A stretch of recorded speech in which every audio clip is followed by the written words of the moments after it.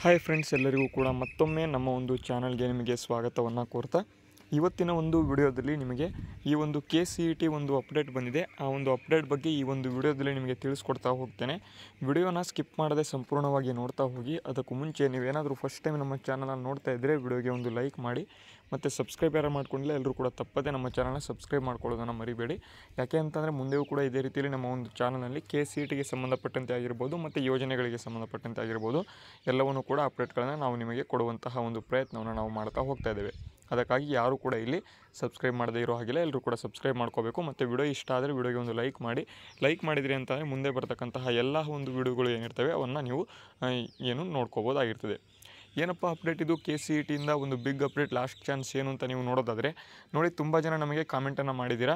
ಏನಪ್ಪ ಅಂತಂದರೆ ನಾವು ಅಪ್ಲಿಕೇಶನನ್ನು ಹಾಕಬೇಕಾದ್ರೆ ಸ್ವಲ್ಪ ಇಲ್ಲಿ ಚೇಂಜಸ್ ಅಥವಾ ಇಲ್ಲಿ ಸ್ವಲ್ಪ ತಪ್ಪಾಗಿರ್ತಕ್ಕಂಥದ್ದು. ಆ ಒಂದು ಅಪ್ಲಿಕೇಶನನ್ನು ಹಾಕಬೇಕಾದ್ರೆ ಚೇಂಜಸ್ ತಪ್ಪಾಗಿದೆ, ಅದನ್ನು ಸರಿಪಡಿಸ್ಕೊಳ್ಳೋದಕ್ಕೆ ಸರಿಪಡಿಸ್ಕೊಳ್ಳೋದಕ್ಕೆ ಯಾವಾಗಾದರೂ ಬಿಡ್ತಾರಂತ ಇಲ್ಲಿ ತುಂಬ ಜನ ಕೇಳ್ತಾಯಿದ್ರಿ.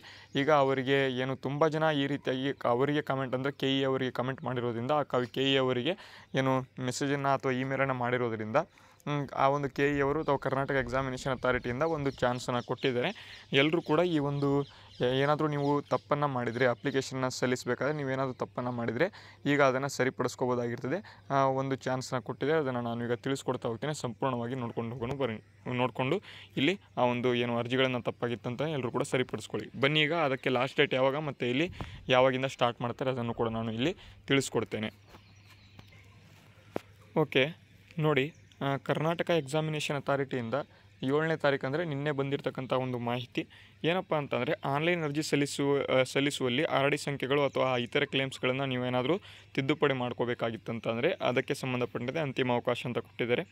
ಯಾವಾಗಿಂದ ಅಂತಂದರೆ ದಿನಾಂಕ 9/5/2024 ಬೆಳಗ್ಗೆ 11 ಗಂಟೆಯಿಂದ 15ನೇ ತಾರೀಕು ಅಂದರೆ ಇಲ್ಲಿ 4 ರಿಂದ 5 ದಿನ ಇಲ್ಲಿ ಟೈಮನ್ನು ಕೊಟ್ಟಿದ್ದಾರೆ. 15ನೇ ತಾರೀಕು 12 ಗಂಟೆವರೆಗೆ, ರಾತ್ರಿ 12 ಗಂಟೆವರೆಗೆ ನೀವು ಅದನ್ನು ಚೇಂಜನ್ನು ಮಾಡ್ಕೋಬೋದು.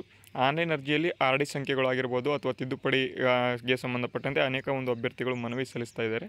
ಅದಕ್ಕೆ ಸಂಬಂಧಪಟ್ಟಂತೆ ಈ ಹಿನ್ನೆಲೆಯಲ್ಲಿ ಇಲ್ಲಿ ಅಭ್ಯರ್ಥಿಗಳ ಮನವಿಯನ್ನು ಗಮನಿಸಿ RD ಸಂಖ್ಯೆಗಳನ್ನು ಮತ್ತು ಇತರೆ ಕ್ಲೇಮ್ಸ್ಗಳನ್ನು ತಿದ್ದುಪಡಿ ಮಾಡ್ಕೊಳ್ಳೋದಕ್ಕೆ 9ನೇ ತಾರೀಕಿನಿಂದ ಇಲ್ಲಿ 15ನೇ ತಾರೀಕುವರೆಗೆ ನಿಮಗೆ ಅವಕಾಶವನ್ನು ಕೊಟ್ಟಿದ್ದಾರೆ.